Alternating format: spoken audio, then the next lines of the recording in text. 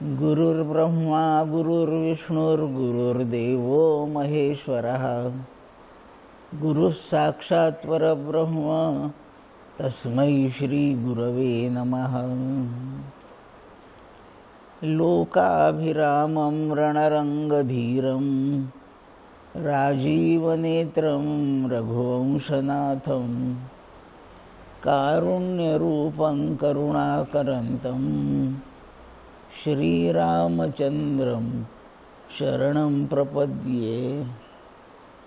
मनोजवं मारुततुल्यवेगं जितेन्द्रियं बुद्धिमतां वरिष्ठं वातात्मजं वानरयूथमुख्यं श्रीरामदूतं शरणं प्रपद्ये।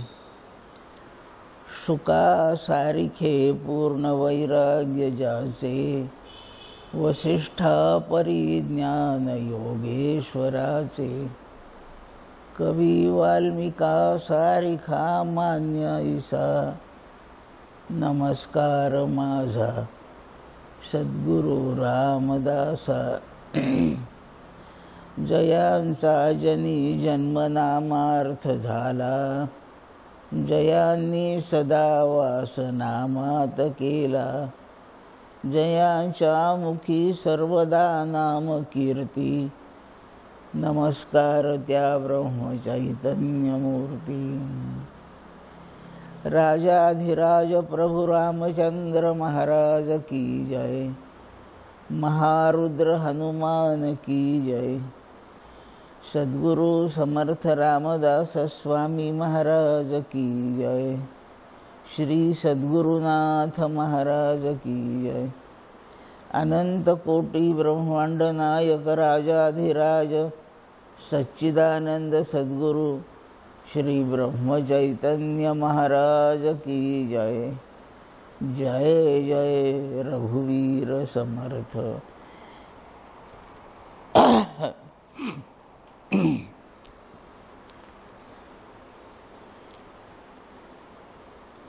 भगवान श्री रामराय, श्री हनुमंत, समर्थ रामदास स्वामी, सद्गुरु श्री ब्रह्म चैतन्य महाराज, सद्गुरु श्री श्रीराम महाराज, सकल संत या सर्वांना नमस्कार करते। सकल स्थानीय देवतांना वंदन करते। आपणा सर्व उपस्थित सद्भाविकांना वंदन करते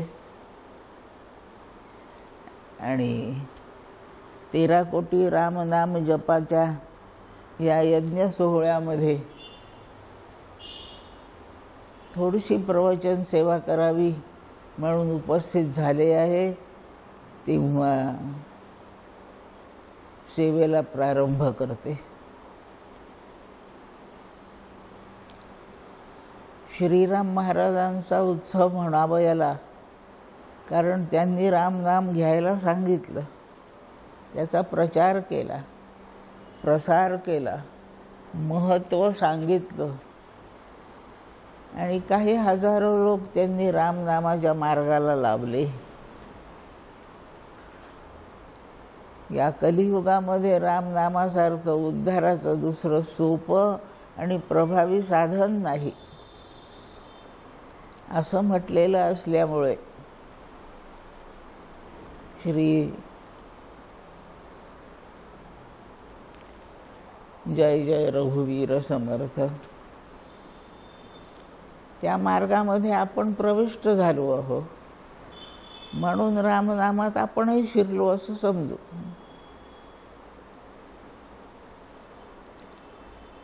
कोणालाही स्वतःच्या नावाचं कौतुक जास्त प्रिय असतंच। माणूस टवकारून पाहतो। एवढ्या हजारोच्या गर्दीत कोणी माझं नाव म्हणू दे, मी नक्की त्या दिशेने पाहतेच की कोणी माझं नाव म्हटलं। स्वतःचं नाव म्हटलं की ज्याचं नाव म्हटलं गेलंय तो म्हणणाऱ्याकडे टवकारून पाहतो। आणि त्या हजारो लोकात कळलं मला या कोपऱ्यातलं कोणीतरी बोललं. मी अंदाज करते कोण बोललं असेल. तसं ह्या एवढ्या मोठ्या संपूर्ण प्रजेमध्ये जो त्याचं नाव घेतो म्हणजे रामरायाचं नाव घेतो. राम लागली टवकारून पाहतो माझं नाव कोणी घेतलं, आणि त्यांनी असं पाहावं हीच तर आपली इच्छा आहे. आणि ते नाव त्यांनी घेतलं. तो आवाजाचा स्वर कसा लागला त्याचा. त्रासितपणाने म्हटलं, कंटाळा येऊन म्हटलं, आवडीने म्हटलं,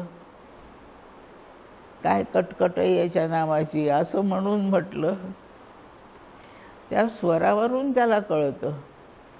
म्हणून भक्तीच्या स्वराने म्हटलं का यांनी माझं नाव, मग तो लागलीच्या लागली प्रिय होऊन जातो. असं हे भगवंताचं रामरायाचं नाव आहे.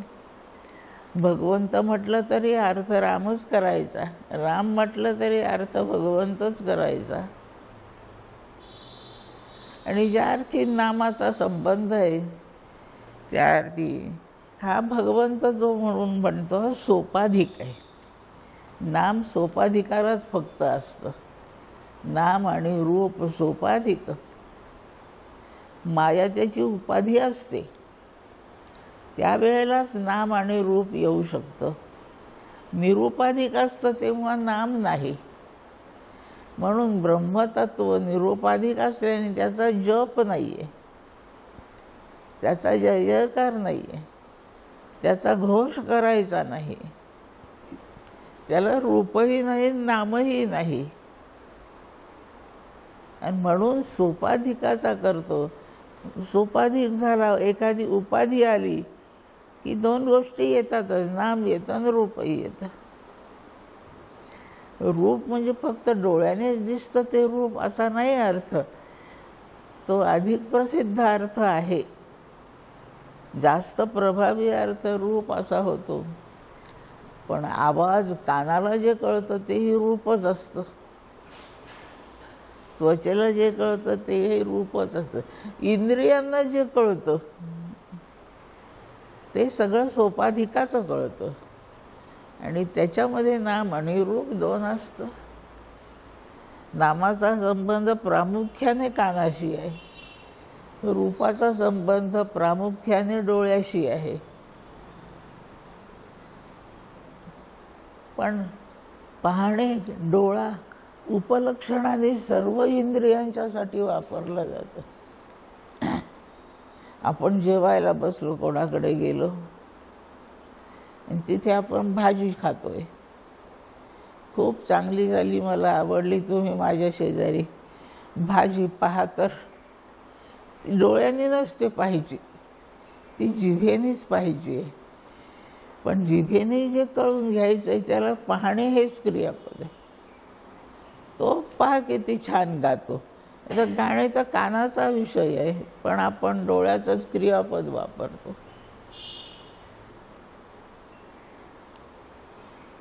आपल्या पोरासाठी एक बायको शोधून आणायची आहे, पहा मुलगी किती सुंदर आहे. आता हा विषय नक्की डोळ्याचा आहे, पण तो गातो किती चांगला, भाजी किती चांगली, हे सगळं पाहायचंच. पहा तर खरी केवढी सभा भरली आहे. म्हणून पाहणे शब्दाचा अर्थ जाणणे असा आहे. त्या त्या इंद्रियांनी ते जाणायचं. म्हणून पाहणे क्रियापदाने जाणणे, आकलन करणे.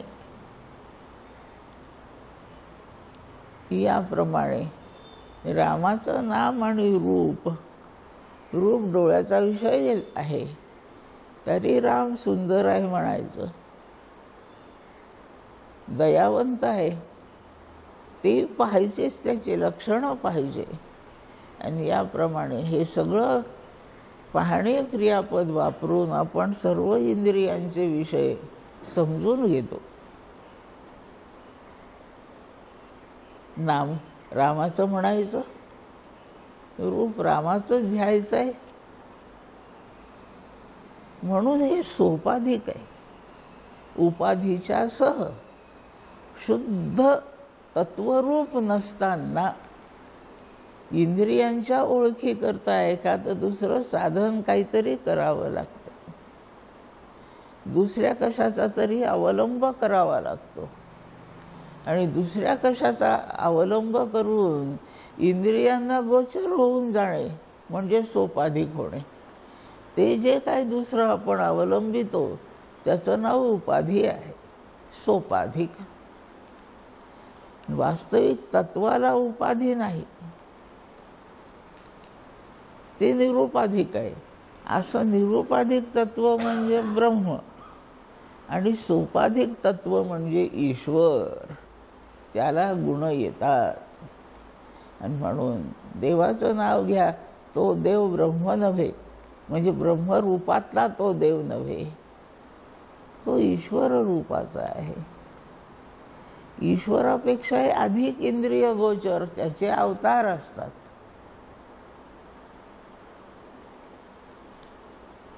परमात्मा सोपाधिक ईश्वर, पण रामकृष्ण जेव्हा ते झाले ईश्वराची रूप, ती सोपाधिक झाली.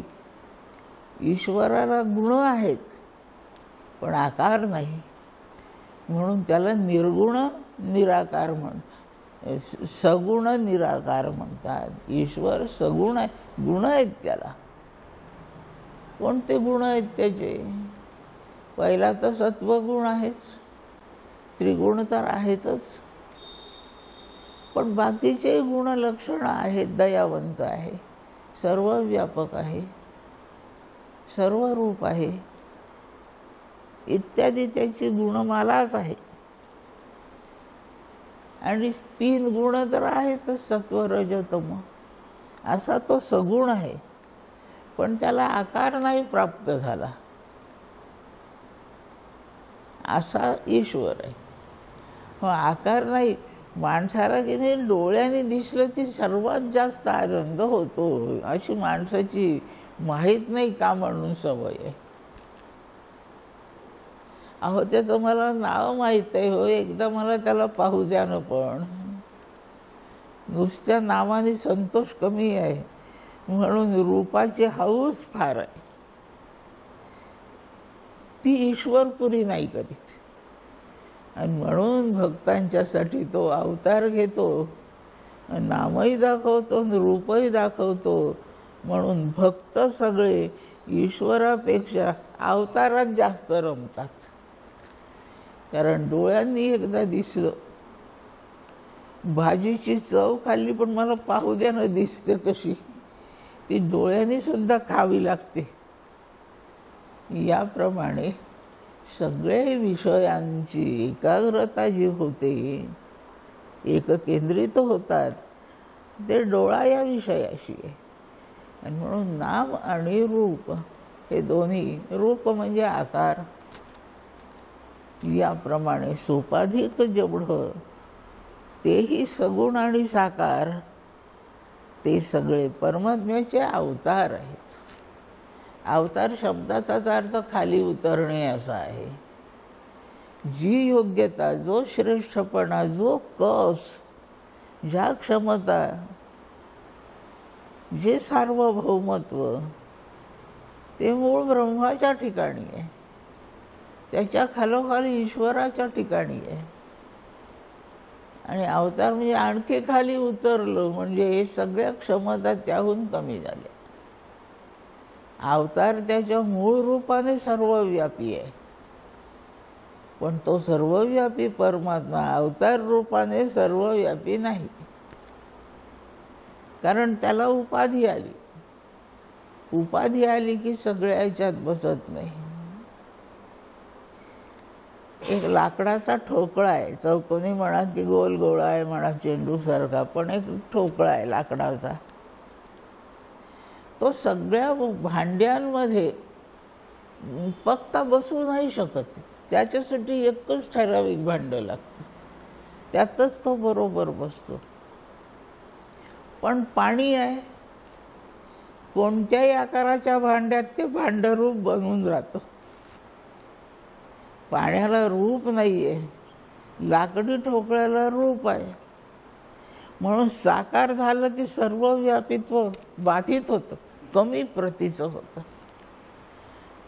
ते ईश्वर रूपाने, परमात्मा रूपाने, ब्रह्मरूपाने सर्व व्यापित्व जरूर आहे, पण त्यांनी उपाधी रूपाने जेव्हा अवतार घेतला तेव्हा अवतार तसा सर्वव्यापी नाही. सर्वांमध्ये राम आहे, सर्वांच्या हृदयात राम आहे, या म्हणण्याचा अर्थ त्याच्या मूळ रूपाने हृदयात आहे. पण राम सगुण साकार रूपाने हृदयात नाही, आपण तो आणून ठेवतो. म्हणून अभ्यास करताना, त्याचं शास्त्र शिकताना, त्याचं ज्ञान करून घेताना आपण नुसतं राम म्हणून चालत नाही, त्याच्यासोबत त्याचं लक्षण आठवावं. मी सोपाधिक राम म्हटलं आता की निरुपाधिक म्हटलं?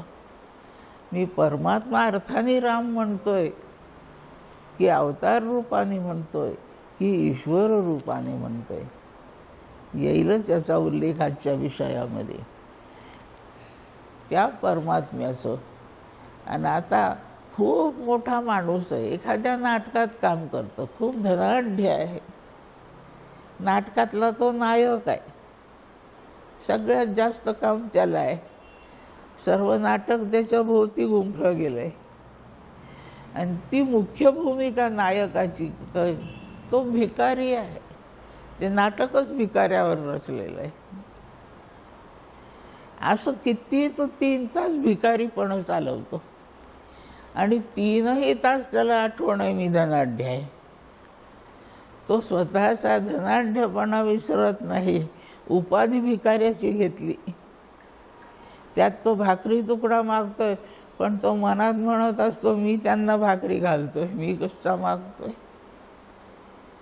नाटकात काम करणारा जी भूमिका स्वीकारली त्या भूमिकेशी ऐक्य पावतो आणि तसं तसं ठरल्या वेळापुरता नटतो, तसंच वागून दाखवतो. पण त्याला सतत आठवण आपल्या मूळ रूपाची. बरं, भिकाऱ्याला धनाढ्याची भूमिका दिली,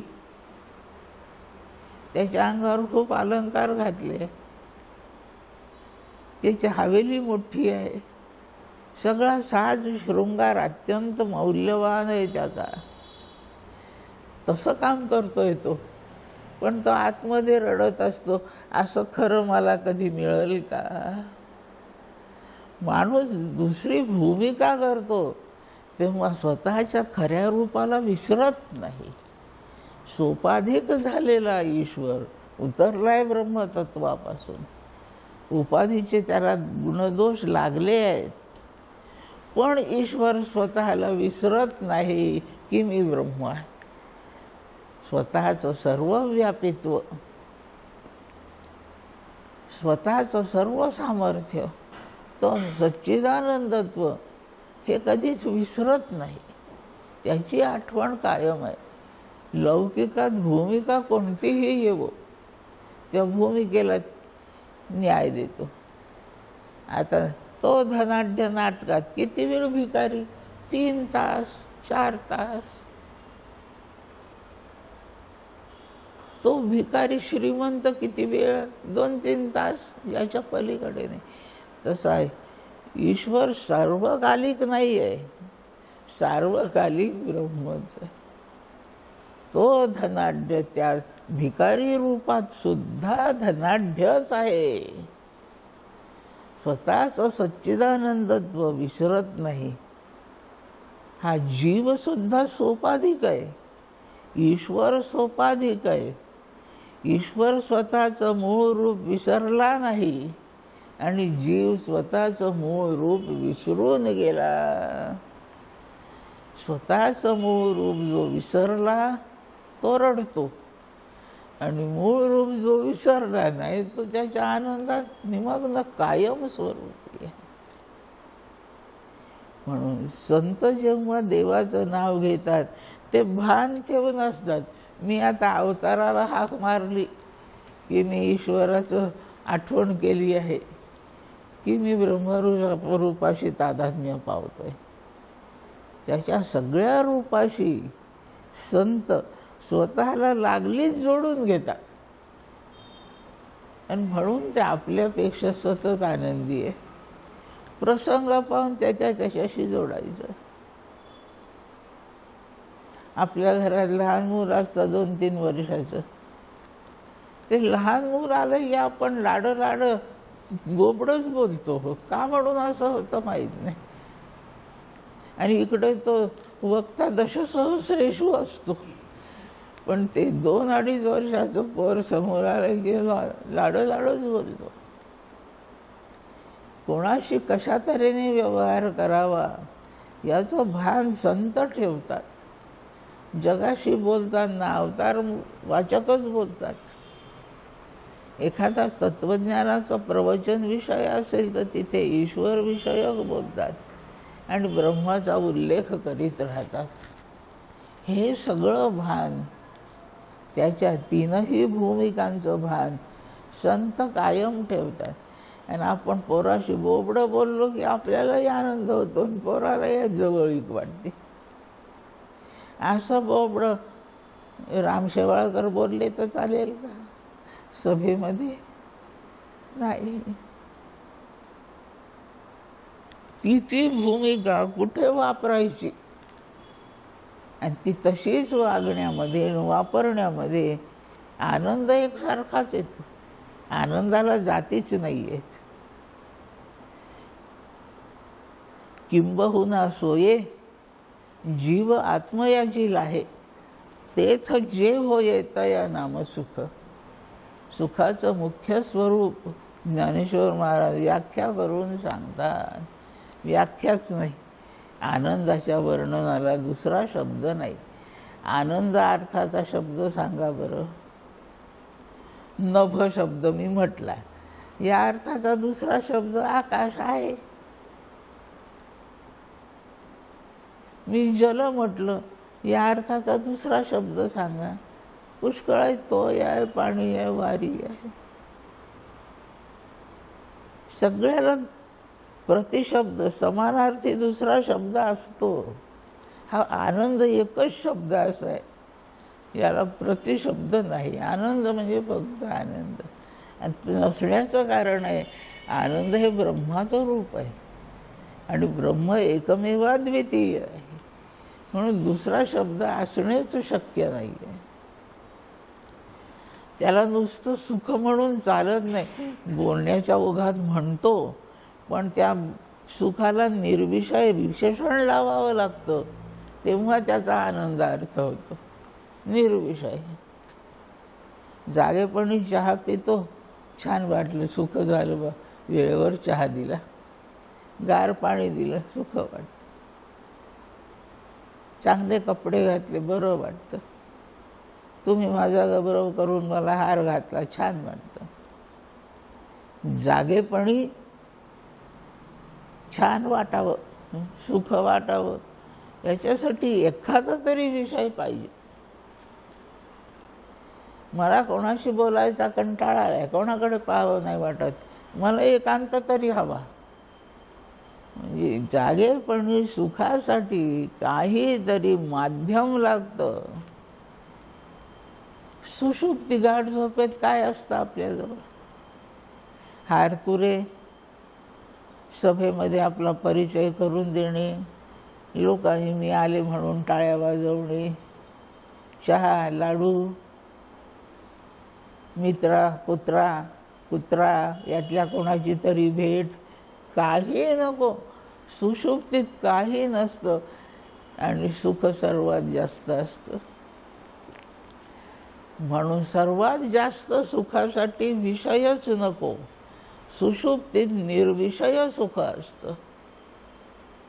सर्वांचं सारखं असतं, कोणाच्याच याच्यात विषयच नाही झोपेमध्ये. जागेपणी तुमच्याजवळ चहा आहे, माझ्याजवळ फुलाचा हार आहे.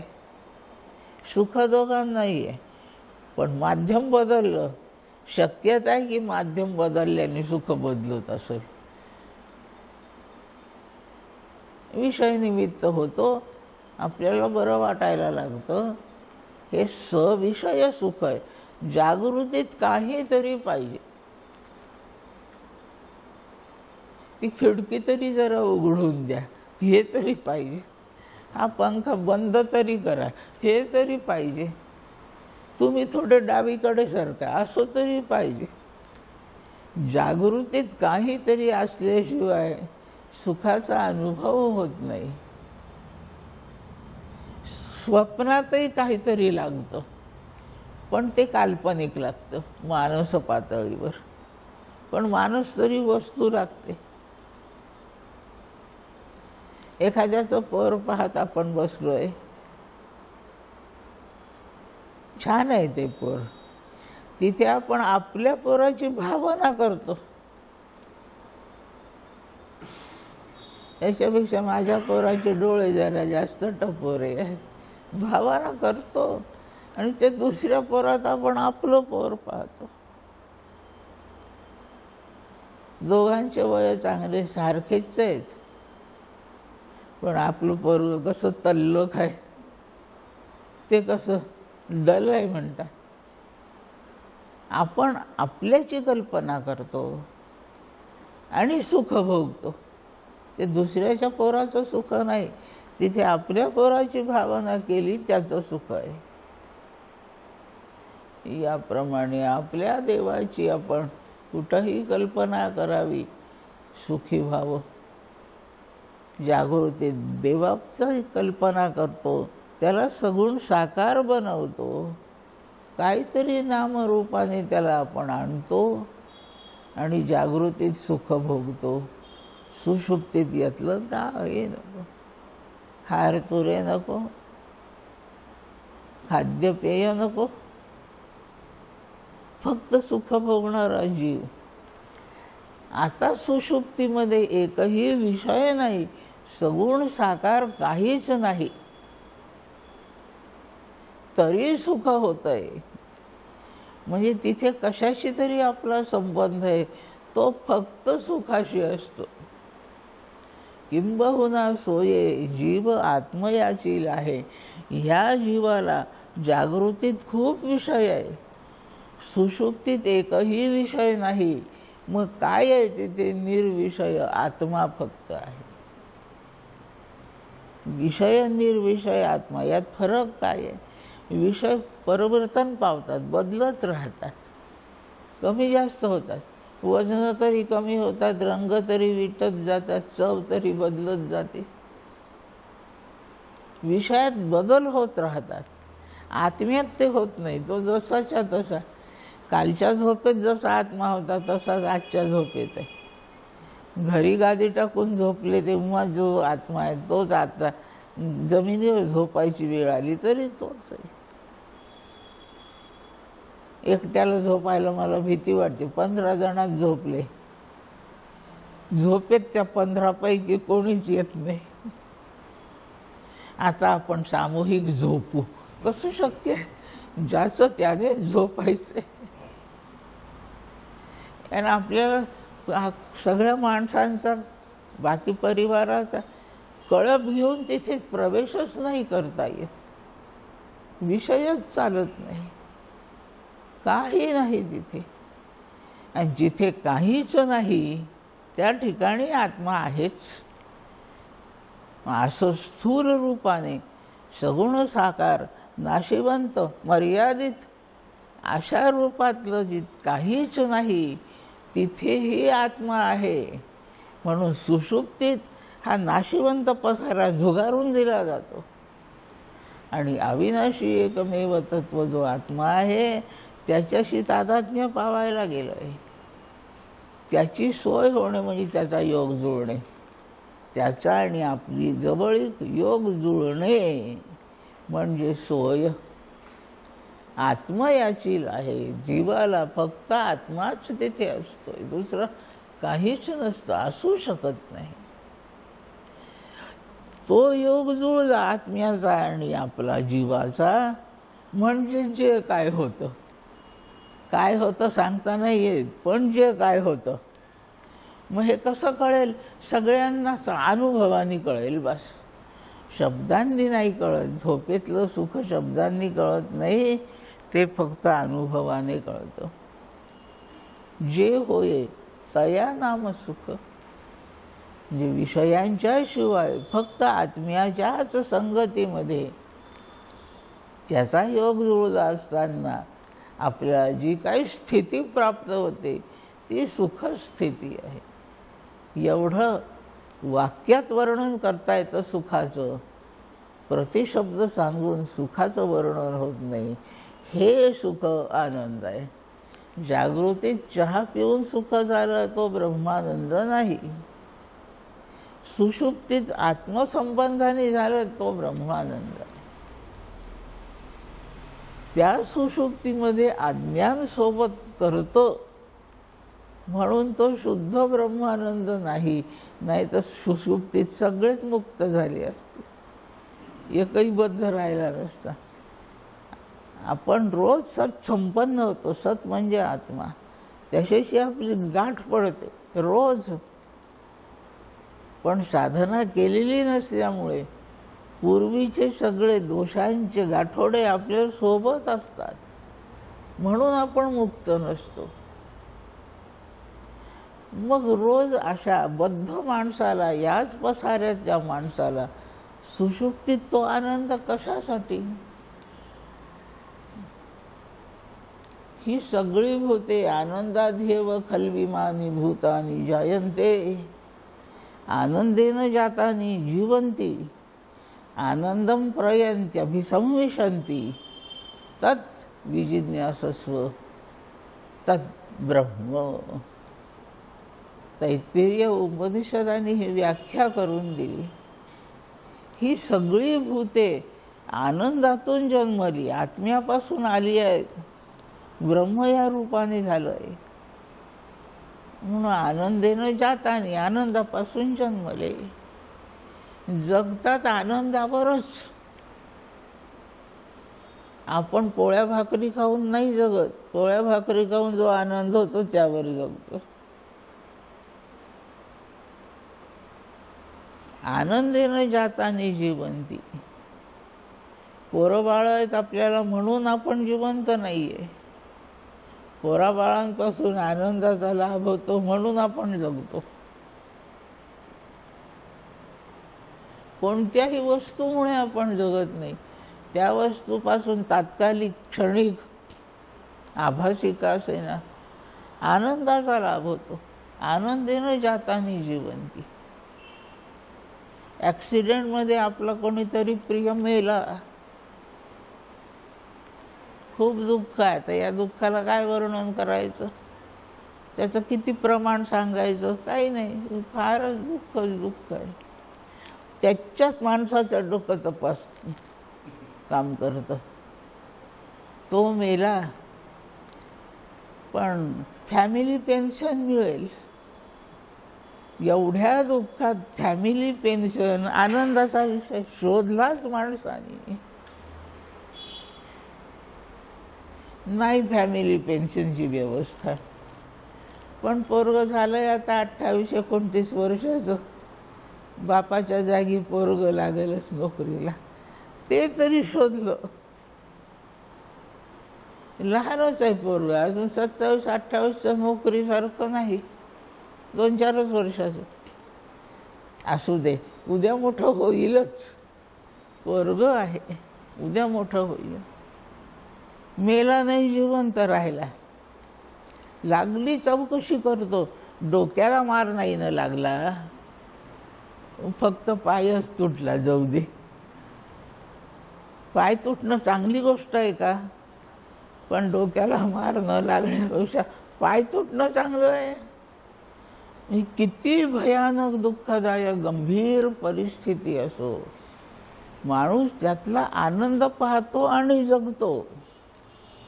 असा त्या परिस्थितीत आनंदाला जर काही वावच नसेल तर त्याच्या मृत्यूच्या श्रवणाबरोबर याचाच मृत्यू झाला असता. पण आनंदेनं जातानी जीवंती. जन्मलेले सगळे आनंदाने जन्मतात.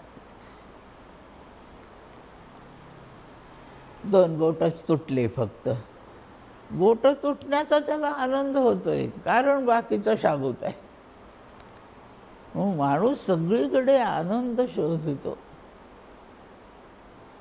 खूप खूप छान व्यवस्था केली होती, डेकोरेशन खूप होतं, अमुक होतं, पण तिथे काही गरज नव्हतं वाटत.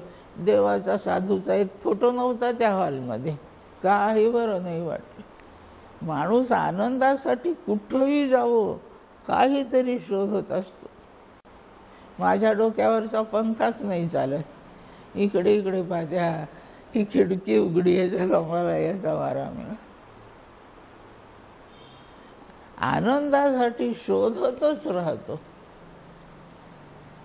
नक्की जिथे आहे आनंद ते विसरला म्हणून शोधावा लागतो. आत्मयाची सोय थोडंसं अंतर्मुख होऊन आपल्या तत्वस्वरूपाकडे पाहायचा प्रयत्न करावा की या नाशिवंत विषयाशिवाय आनंद होतच राहतो. काही बाहेर पाहायची गरज नाही. हल्ली कसं आहे, लोक बाहेर जातात ना, कीर्तन प्रवचनाला जातात, प्रवासाला जातात, सभेमध्ये जातात, एका बाटलीत पाणी घेऊनच जातात. मग तिथे गेल्यावर यांनी पाण्याची कॅन भरून ठेवली आहे का भिरी पाहावं नाही लागत, त्याच्या पिशवीतच बाटली आहे पाण्याची, आपली आपली घेऊन जावी. तर बाहेरच्या विषयात आनंद शोधायपेक्षा आपल्या आत्म्याशी आपली जवळीक ठरवूनच बसावं, म्हणजे आनंदासाठी कुठे भिरी पाहावं नाही लागत. असा आत्मयाची सोय लावून घेतलं असताना आपण अत्यंत सुखी होतो. आत्यंतिक सुख प्राप्ती आणि आत्यंतिक दुःख निवृत्ती किंवा दुःखाची आत्यंतिक निवृत्ती आणि आत्यंतिक सुखाची प्राप्ती असं बोलणं अधिक युक्त आहे. हेच करणे हा परमार्थ आहे असं सकळ साधू सत्पुरुषांनी सांगितलं. अवतारामध्ये देवाने काही काही ठिकाणी उपदेश केले, त्यांनी तेच सांगितलं. ग्रंथ काढून वाचले तर हेच वाचायला मिळतं. साधू सत्पुरुषाच्या हाती ग्रंथही नसेल, तो बोलतही नसेल, त्याचं फक्त अस्तित्वच आपल्याला आनंदित करतं. याप्रमाणे आपल्याला आयुष्यात आनंद काही क्षण मिळतो. रोज आपल्या जीवनात काही क्षण आनंदाचे आहेतच. फुलापानांपासून असतील, लाडू पेढ्यापासून असतील, काही क्षण आनंदाचे येतात.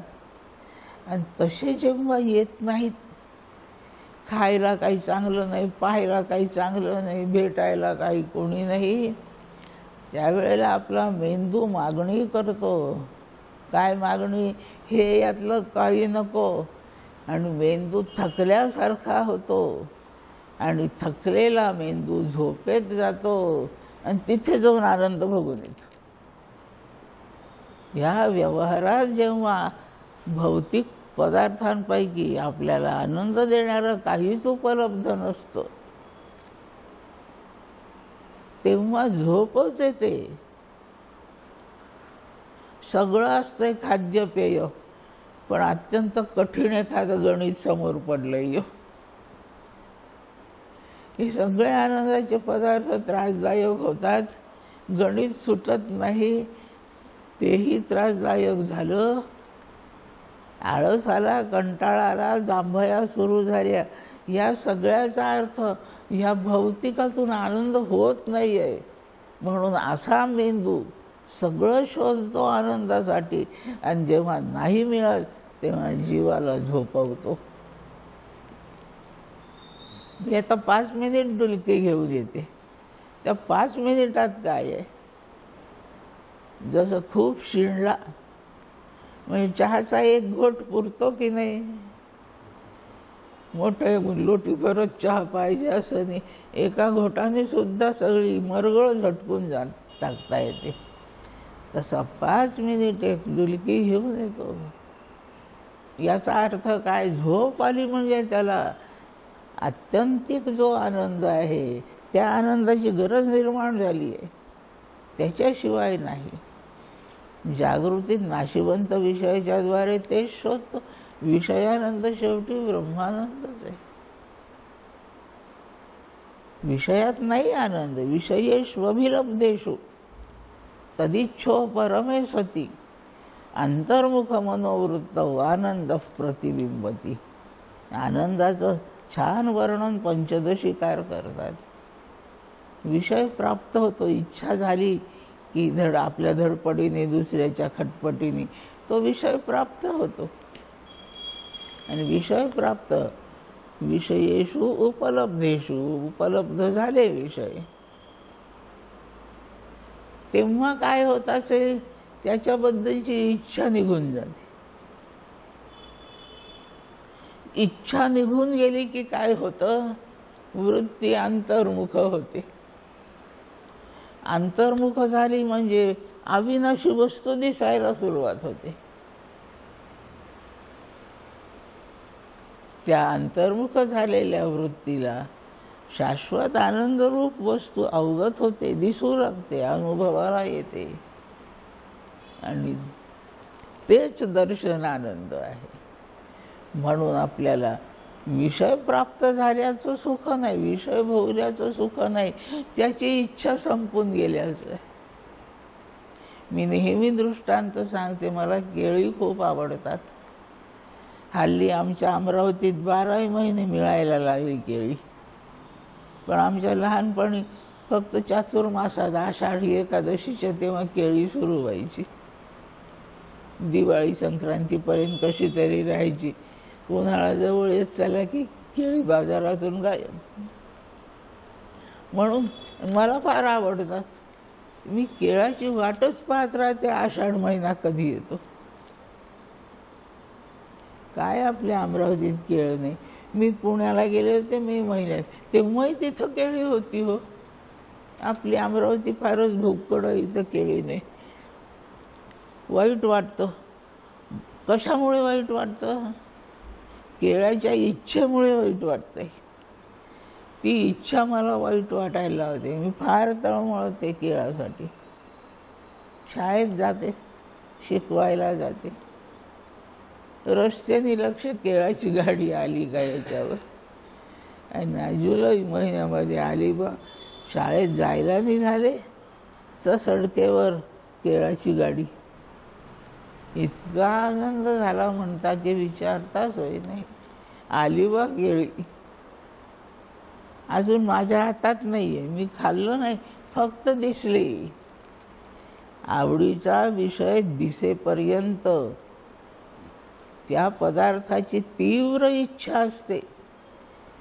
ती तीव्र इच्छा दुःखदायी आहे. पण केळाची गाडी दिसल्यावर आहे, आले, मिळतील संध्याकाळी, उद्या सकाळी काहीतरी, ती उपलब्ध होतील ही आशा निर्माण झाली. म्हणून इच्छित विषयाचं दर्शन सुखदायीच आहे. सुखदायी आहे म्हणजे इच्छेचं प्रमाण कमी झालं, इच्छेची तीव्रता कमी झाली दर्शनाने. तेव्हा जे सुख झालं त्याचं नाव प्रिय असं आहे. वेदांत या सुखाला प्रिय म्हणतं. ठरवून गेले, गाडी जर मी शाळेतून परत जाताना दिसली तर केळी घेऊनच घरी जाईन. आणि त्याप्रमाणे संध्याकाळी परतले तर तो होता का दुसरा होता माहीत नाही, एक केळाची गाडी पुन्हा समोर होती. लागलीच डझनभर केळी घेतलीच म्हणा. आणि इतकं बरं वाटायला लागलं. म्हणजे प्रिय वस्तूच्या दर्शनाने बरं वाटलं. आता प्रिय वस्तू हस्तगत झाली, अधिक बरं वाटलं. रस्त्यात आता आपण शाळेच्या मॅडम आहे, रस्त्यात कसं आपले विद्यार्थी असतील भोवती, त्यांचे पालक असतील, ह्या मॅडमला का वेड लागलं का रस्त्यात उभं राहून केळं खाते. आणि म्हणून खायचे नाही, ते पिशवीत ठेवले. हस्तगत झाली वस्तू पण भोगली नाही, रसविषय भोगला नाही. एकदाची घरं गेले, रोजचं पुस्तकाचं वह्यांचं दप्तर फेकलं कोपऱ्यात, पिशवीतून केळी काढली, 2 केळी खाल्ली. हा, सर्वात जास्त सुख भोग झाल्यावर झालं. तेव्हा केळ पाहिजे ही इच्छा शून्य झाली, ती संपून गेली. आनंदाचं प्रमाण वाढत चाललं. दर्शनाने थोडीशी इच्छा कमी झाली, सुखाचं प्रमाण वाढलं. हस्तगत झाली वस्तू, अधिक सुख झालं, इच्छा आणखी कमी झाली.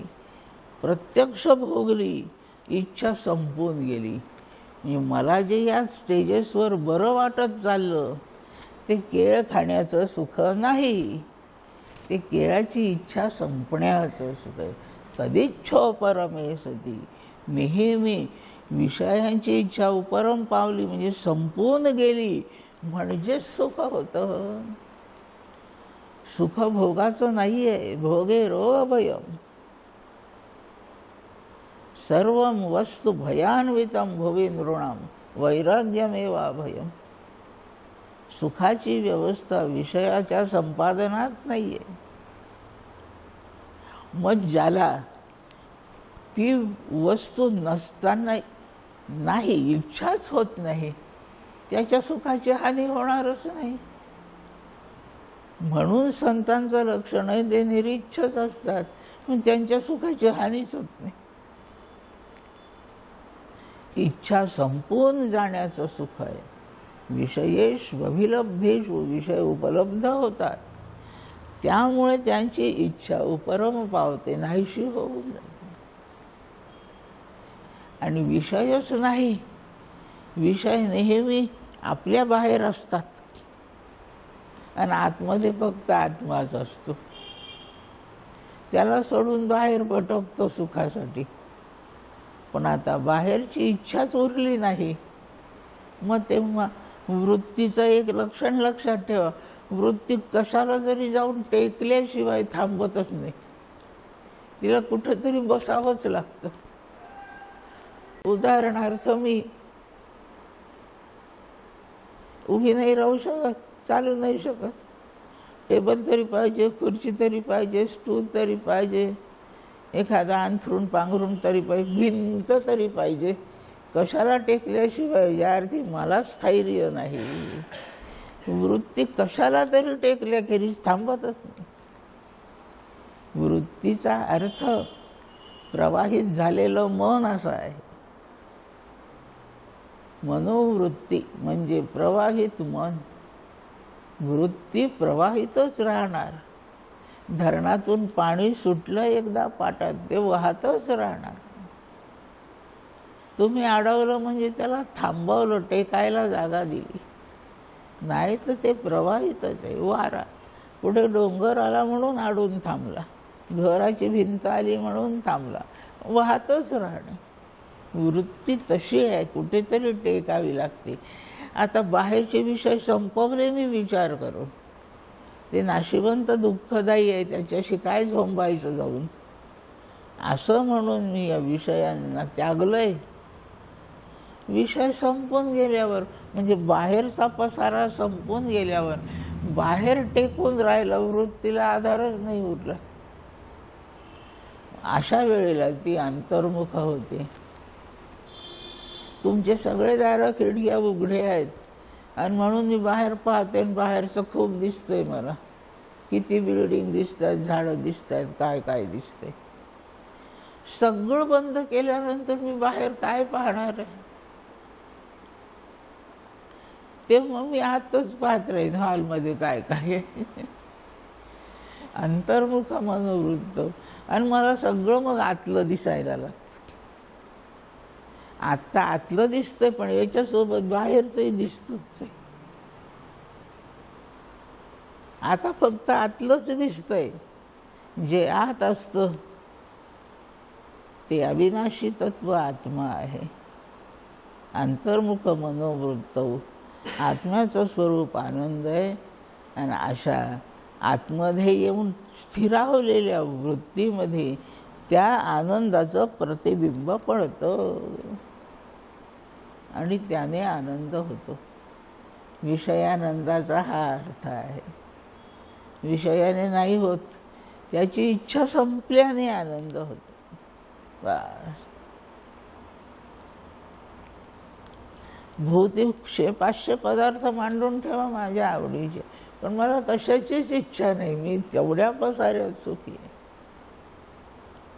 थोड्या वेळाने अशी वृत्ती होती, आता आंबा खाऊ की सेब खाऊ, बासुंदीचा पेला घेऊ का श्रीखंडाची वाटी घेऊ. फार पसार, विषय शोधित बसतो माणूस, कशाने जास्त बरं वाटेल. अंतर्मुख व्हावं, सगळे विषय संपून गेले.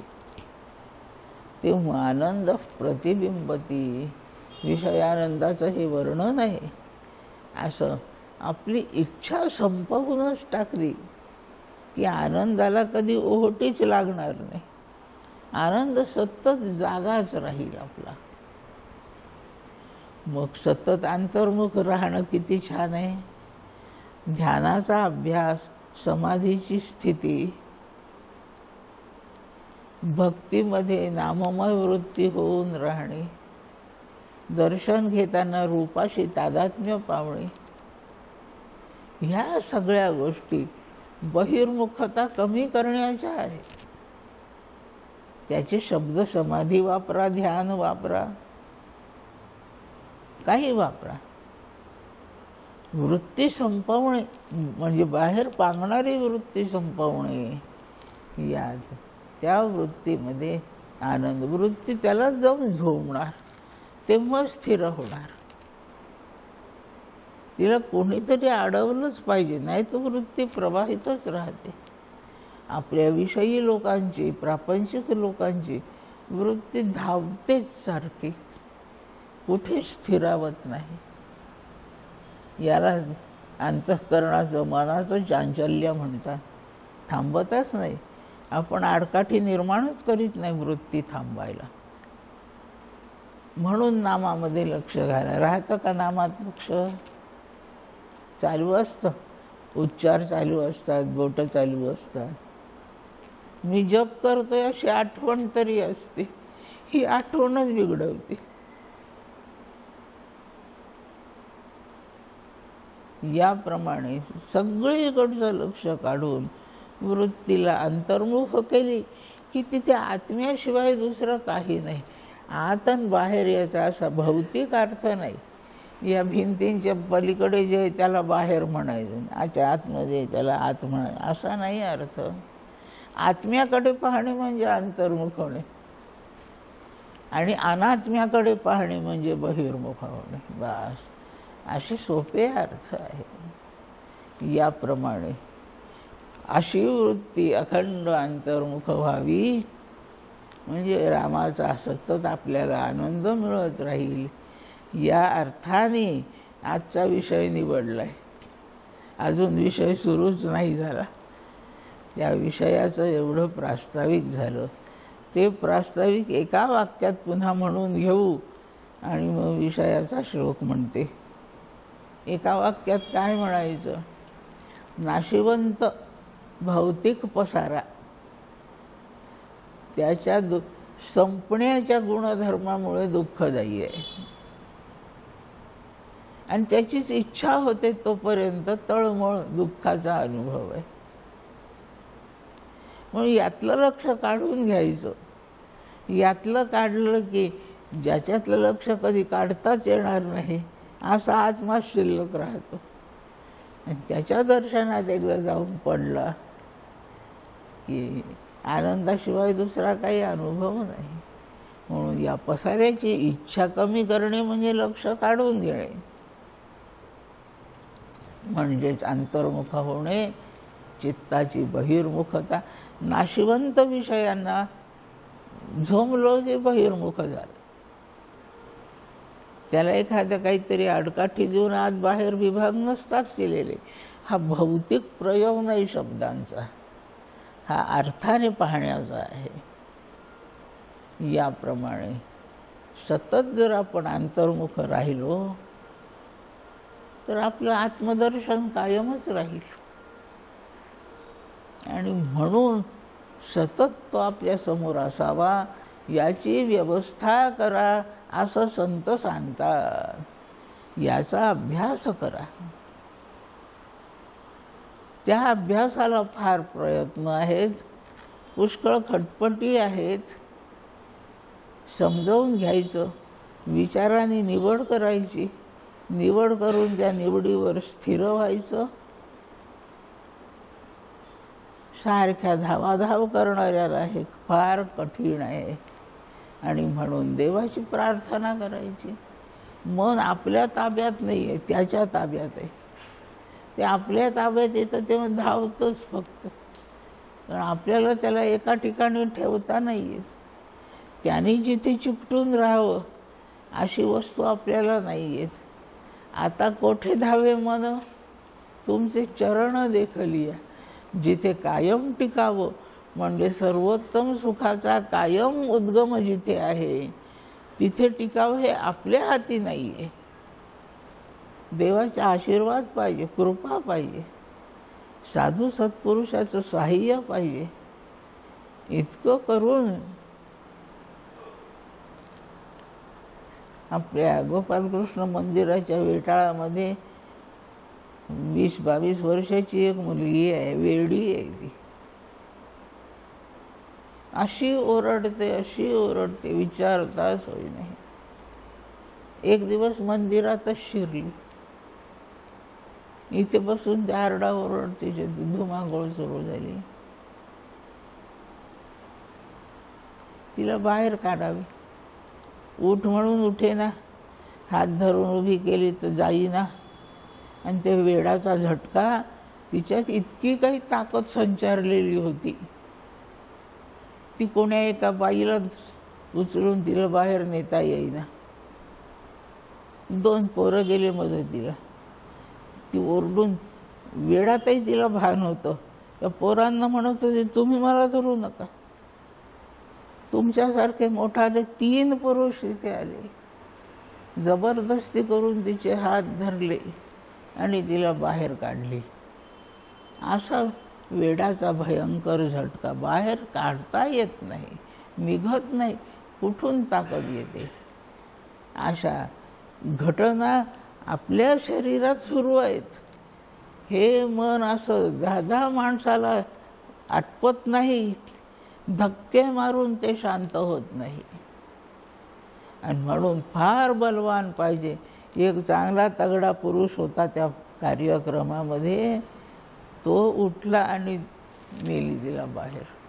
इतकं भयंकर मन आहे, आपली ताकद पुरत नाही. म्हणून तुका म्हणे तू बा राख ही मनेरी, येर त्या येरी राखू आम्ही. सगळे गोपाळ गाई गुरं घेऊन यमुनेच्या काठी गेले आहेत. चरत पांगले सगळे रानभर. घरी जायची वेळ आली, गोळा करायचे. हे सगळे गोपाळ आपापल्या गुरांना हाक मारतात. काही येतात 2-4 या कोपऱ्यात, 2-4 त्या कोपऱ्यात. हट्टी काही येतच नाहीये. कृष्णा मुरली वाजव म्हणजे येते. मुरली वाजवली की सगळे यायचे. पेंद्या होता त्याच्यात, पेंद्याची गाय काही यायच ना. मी सगळ्या गायी सांभाळू शकतो कृष्णा. कान्ह्या, तू माझी मनेरी नावाची एक गाय सांभाळ. बाकीच्या सगळ्या येर त्या येरी राखू आम्ही. आमच्याच्यानी फक्त एकच गाय नाही, इंद्रियांना 11ही इंद्रियांना गायी म्हटलंय वेदांताने.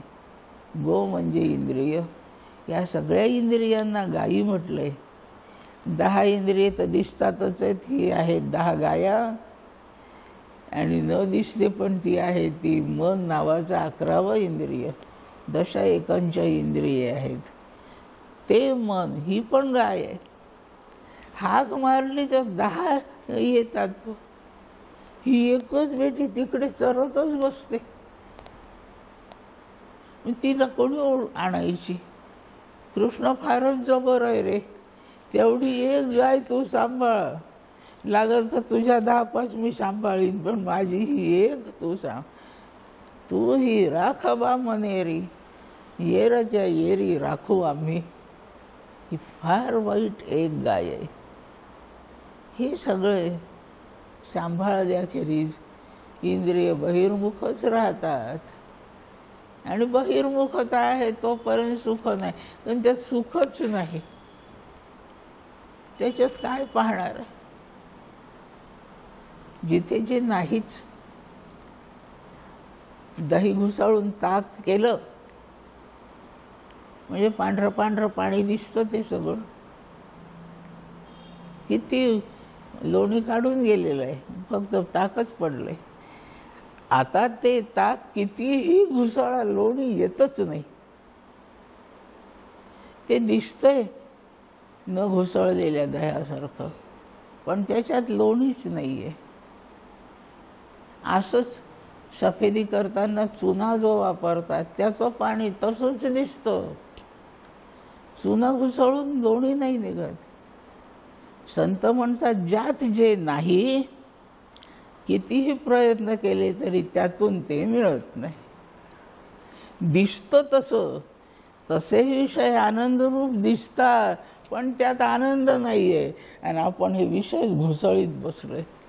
ताक, चुन्याचं पाणी, त्यातून लोणी नाहीच येणार. आपण आयुष्यभर विषय घुसळतोय, पण अजून एवढंसही लोणी निघालेलं नाही.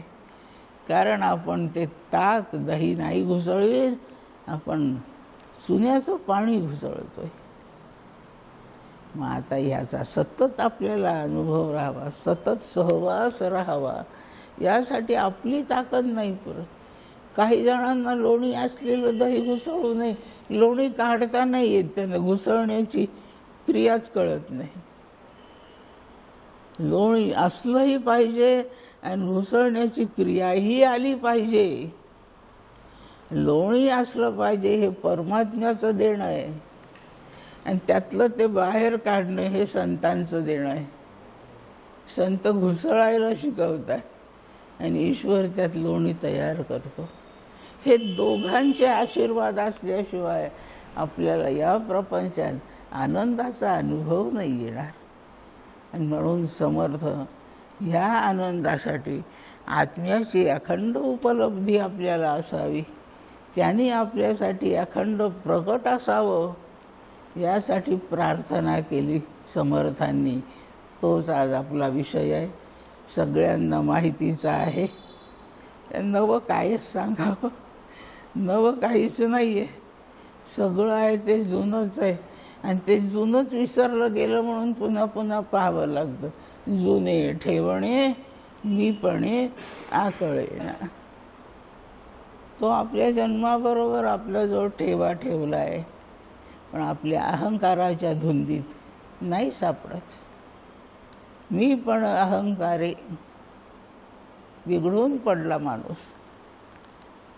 परमात्म्याची अखंड ओळख, परमात्म्याची अखंड जवळीक, परमात्म्याची अखंड तादात्म्य, अखंड एकरूपता, एवढं सगळं द्यायला आत्ता सांगितल्याप्रमाणे आपल्याला साधूचाही सहवास पाहिजे, आशीर्वाद पाहिजेत आणि परमात्म्याचे पण पाहिजेत.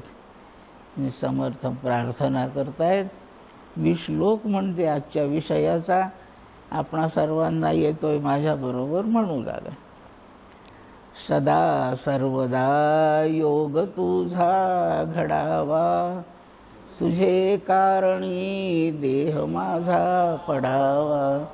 उपेक्षू नको गुणवंता अनंता, रघुनायका मागणे हेची आता.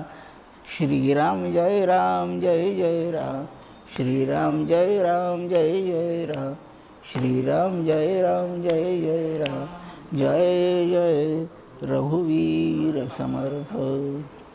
ओळखीचा श्लोक पाठातला, महाराष्ट्रात 2 वर्षाच्या पोरापासून 100 वर्षाच्या म्हाताऱ्यापर्यंत सगळ्यांना पाठ असलेला श्लोक आहे. आपण मुलांना पहिल्यांदा हा श्लोक शिकवतो म्हणायला. शब्द सोपे आहे आणि वळण लागलंय. आणि आपल्या जीवनात प्रत्येकाने, मनुष्य झालेल्या प्रत्येक जीवाने देवापाशी करण्याची ही एकमेव प्रार्थना आहे. बस दुसऱ्या कोणत्याच प्रार्थनेची गरज नाही. एका प्रार्थनेत सगळं मिळतं. एक म्हातारी होती, काही साधू सत्पुरुष जमले होते, काही सभा होती, कशाचा तरी सोहळा होता, असे जमले. अधिकारी संत जमले होते, मी ज्यांच्या वाणीला यश होतं, त्यांची वाणी ज्यासाठी ते वापरतील ते यशस्वीच होत असे, अशा प्रकारचे संत होते. ऐहिक माणसं, संताला आपण आपल्या सुखासाठी काहीतरी मागू असे बसलेले होते शेकडो माणसं. प्रत्येकजण साधूच्या जवळ जायचं, काय मागायचं आता त्यांना. कोणी म्हणतं 2 BHK, कोणी म्हणतं 25 लाखाचं पॅकेज, कोणी म्हणतं 12वीत पोरगं पास होऊ दे, कोणी म्हणतं लग्न होऊ दे. सगळे विषय, प्रापंचिक गोष्टी मागतायत लोक. एक म्हातारी जी तिथे बसली होती येऊन सभेमध्ये, ती म्हणते मला मोठं घरही पाहिजे, नोकरी धंदा पाहिजे, मला पोरगं नाही, एक पोरगं मला पाहिजे, मला मान सन्मान पाहिजे, माझं घर कसं भरलेलं पाहिजे सामानाने, भांडी कुंडी कपडे लत्ते, असं मला सगळं पाहिजे. आणि एकच वस्तू मागायची होती, सभेची अट होती, तुम्हाला काय पाहिजे मागा, पण फक्त एकच मागा. काही शालू मागितला तर पैठणी नाही मिळणार, एक सोन्याची चेन मागितली तर अंगठी नाही मिळणार, एकच वस्तू मागायची. आणि करता करता म्हातारीची पाळी आली मागायची. तोपर्यंत ती विचार करीत होती, मला सगळं पाहिजे, पण एकच घ्या म्हणतायत ते, एकच मागायचंय. मग आता आपण एकच असं मागू की सगळं मिळेल. आली व साधूच्या पर्यंत तिचा नंबर लागला, पोहोचली. आजी काय मागते माग. माझ्या पंतूच्या डोक्यावर राजछत्र आहे असं मला पाहायचंय. तिने किती गोष्टी मागितल्या, पण तू राजा कधी होईल तोपर्यंत आयुष्य मागितलं. पाहायचंय म्हणजे डोळ्याची ताकद मागितली. तो राजा होणार म्हणजे श्रीमंती आलीच. राजा झाला की सत्ता अधिकार आले, मान सन्मान आला. आणि राजाची पणजी आहे म्हणून माझाही सत्कार होतच राहील. मला आता माझं काम करावं लागतं. राजा झालेला माझा पण तो मला काय मोलकरीण थोडी करणार आहे, तो नेमेल ना माझ्यासाठी दासदासी. एकच मागितलं पण त्याच्यात सगळं आलं. असं प्रापंचिकाला सगळं पाहिजे पण एकच मागायचं आहे, ही अट आहे इथं एकच मागण्याची. आणि समर्थांनी ती अट समजावून घेतली, एकच मागायची पण सगळं मिळालं पाहिजे. तिथूनच ती म्हातारी शिकली, या श्लोकावरूनच म्हातारी शिकली. सगळं हवं आहे, एकच मागायचं आहे. सदा सर्वदा योग तुझा घडावा, तुझा माझा योग जुळो. झालं का? आलं का नाही सगळं सांगा. प्रपंचाचं सगळं आलं, परमार्थाचं सगळं आलं. सत्पुरुष त्याच्यातच आले. याप्रमाणे हा श्लोक प्रसिद्ध मागणी, याच्याशिवाय वेगळं मागायचीच गरज नाही. म्हणून भौतिक जीवनही याने सुखी होणार आहे. या श्लोकाच्या मागणीची पूर्ती झाली की भौतिकही दुरुस्त राहणार आहे. आणि अभौतिक राम असल्या कारणे भौतिक रामाने प्रपंच बरा होईल, अभौतिक त्याच्या स्वरूपाने परमार्थ भला होईल. दोन्ही भलं म्हणजे या देहात मी असेपर्यंत सुखच भोगीन आणि पारलौकिकात आनंदच आनंद राहील. असा खूप छान विचार. संतांसारखं डोकं आपलं चालत नाही, नाही चालत. आपण तुलना करू, पैठणी आता 4 आहेत माझ्याजवळ, शालू एकही नाही, आपण आता शालूच मागू, असाच विचार करू आपण. यापेक्षा काय दुसरा विचार येणार आहे? सदा सर्वदा योग तुझा घडावा. याच्यामध्ये सदा शब्दाचा अर्थ पाहायचा आहे, सर्वदाचा अर्थ पाहायचा आहे, योग शब्दाचा अर्थ पाहायचा आहे. सदा सर्वदा योग तुझा घडावा. तुझे कारण याचा अर्थ समजून घ्यायचा आहे. देह पडावा याचा अर्थ समजून घ्यायचा आहे. उपेक्षू नको विनंती चालली आहे. माझी हेळसांड करू नको, माझ्याकडे दुर्लक्ष करू नको, माझी उपेक्षा करू नको. उपेक्षी कदा, उपेक्षू नको. कोणाला प्रार्थना आहे ही? कोणाशी बोलतायत समर्थ? सकाळी उठले आणि रामरायाचं दर्शन घ्यायला उभे आहेत रामापुढे आणि सुचलाय श्लोक.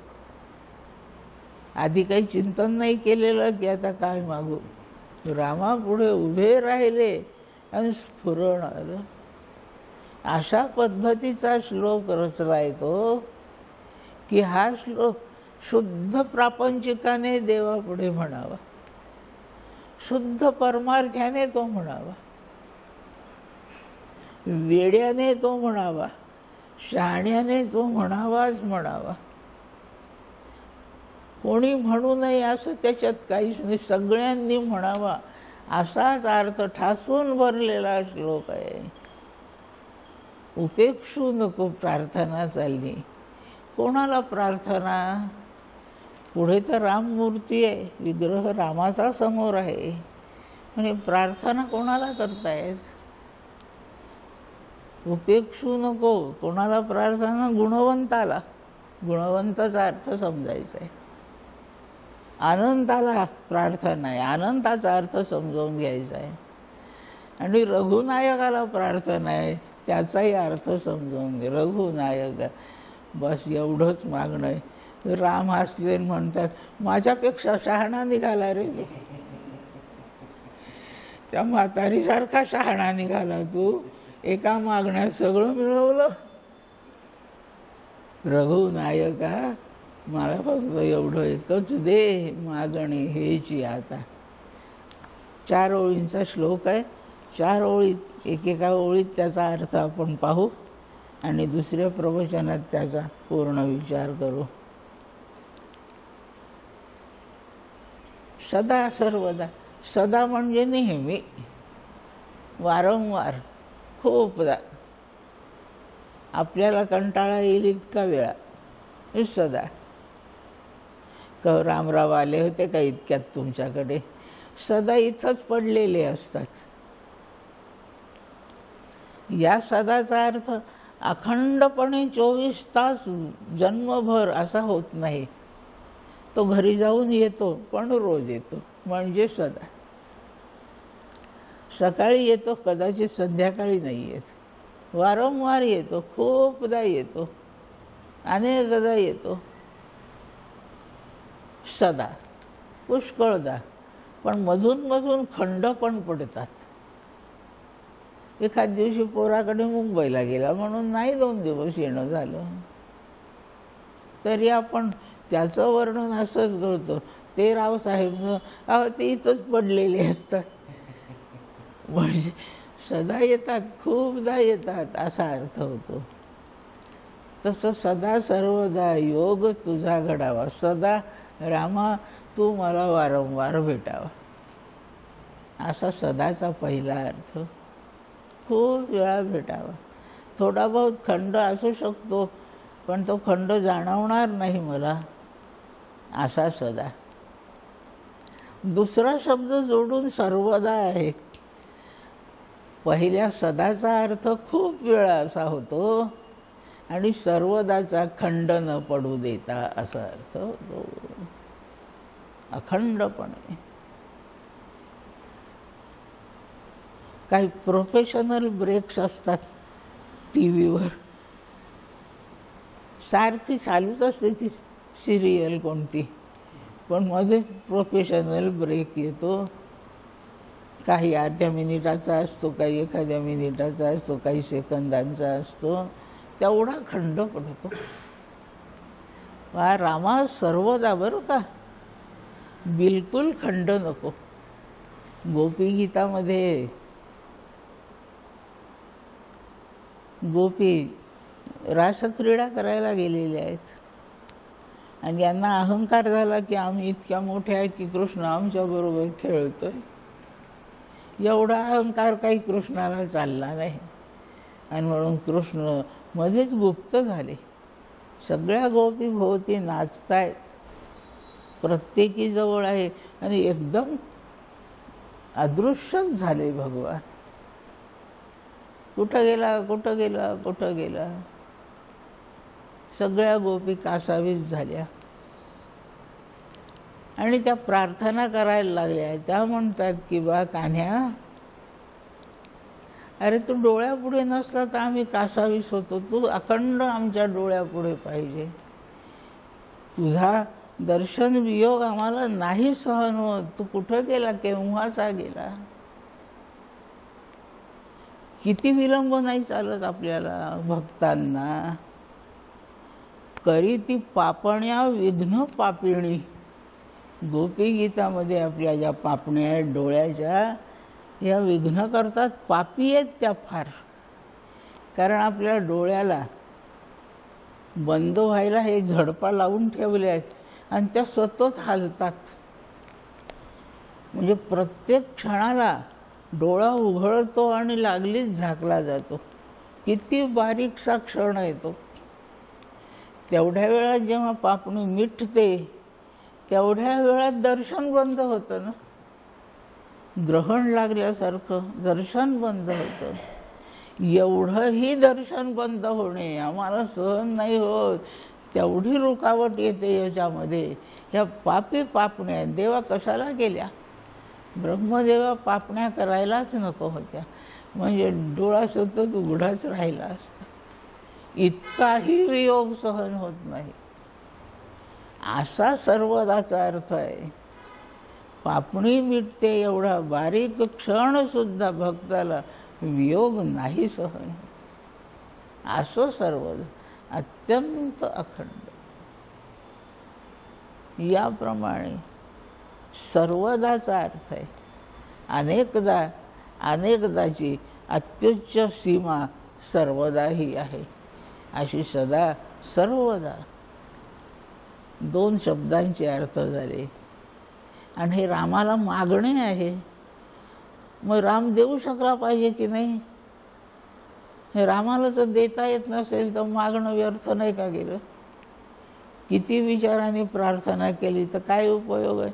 रामाला जर देताच येत नसेल तर. मला प्राईम मिनिस्टर व्हायचे, पण प्राईम मिनिस्ट्री मला देण्याकरता मी ज्याला मागते त्याच्या हातात तो अधिकार तर पाहिजे. तो काही नाही, काय मला देणार. जो देऊ शकतो त्याला मागावं. आणि म्हणून समर्थांनी रामाला एक विशेषण वापरलं इथे, सर्वदा. सर्वद म्हणजे सर्व देणारा, त्याचं संबोधन सर्वदा. राम पुल्लिंगी शब्द अकारांत, त्याचं संबोधन रामा. कृष्णचं कृष्णा, विवेकचं विवेका, आकारांत होतं.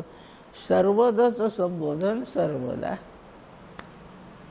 आणि म्हणून बा सर्व देऊ शकणाऱ्या रामा, तुझा आणि माझा योग सर्वदा सदा घडत राहो. योग शब्दाचा अर्थ संबंध न तुटणे, वियोगाचा क्षणच उत्पन्न न होणे, याला योग म्हणतात. युज धातू, जोडणे, जोडी जुळणे. अंतिम अर्थ ऐक्य होणे. किती जवळ ठेवले तरी फट राहते, थोड्या वेळाने विलग होतात. ऐक्य पावल्यावर नाही. पाण्याची दोन भांडी किती जवळ ढवली तरी त्यांचा वियोगच आहे. पण या भांड्यातलं पाणी त्या भांड्यात ओतून दिलं की वियोग संपला. ऐक्य होण्यामध्येच वियोग संपतो. म्हणून योग घडावा म्हणजे वियोग संपावा तुझा आणि माझा. आणि हे तू देऊ शकतो, कारण तू सर्वद आहे. तू काय नाही देऊ शकत. भौतिकात मी साम्राज्य मागितलं तर तू देशील, आयुष्य मागितलं तर मार्कंडेयापेक्षाही जास्त देऊ शकशील, सौंदर्य मागितलं तरी देशील, धन मागितलं तरी देशील, रोज मिष्टान्न खायला हवं तरी देशील, लोकांनी माझा मान सन्मान करावा तेही देशील. तू सगळंच देऊ शकतो. आणि म्हणून सर्वच देणारा जो आहे तो न संपणारी वस्तू सुद्धा देऊ शकतो. आणि एकच वस्तू पुरे. इतक्या भाराभर वस्तू घेऊन भोगायच्या कशा वेगवेगळ्या. म्हणून एकच असं काही दे की ते एकच भोगला असताना सर्व भोगाचा आस्वाद मिळतोय. अशा सर्व देऊ शकणाऱ्या हे रामा, तुझी माझी जवळीक ऐक्य हे विच्छेद न होणारं असावं. तुझा आणि माझा योग असावा, वियोग कधी नसावा.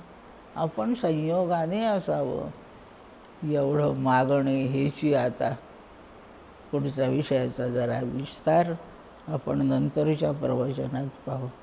या ठिकाणी थांबते. जय जय रघुवीर समर्थ. विठ्ठल विठ्ठल विठ्ठल विठ्ठल विठ्ठल विठ्ठल विठ्ठल. पुंडलिक वरदा हरी विठ्ठल.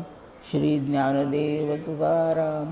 पंढरीनाथ महाराज की जय. माऊली ज्ञानेश्वर महाराज की जय. जय जय रघुवीर समर्थ. अनंत कोटी ब्रह्मांड नायक राजाधिराज सच्चिदानंद श्री ब्रह्मचैतन्य महाराज की जय. जय जय रघुवीर समर्थ. सद्गुरु श्री श्रीराम महाराज की जय.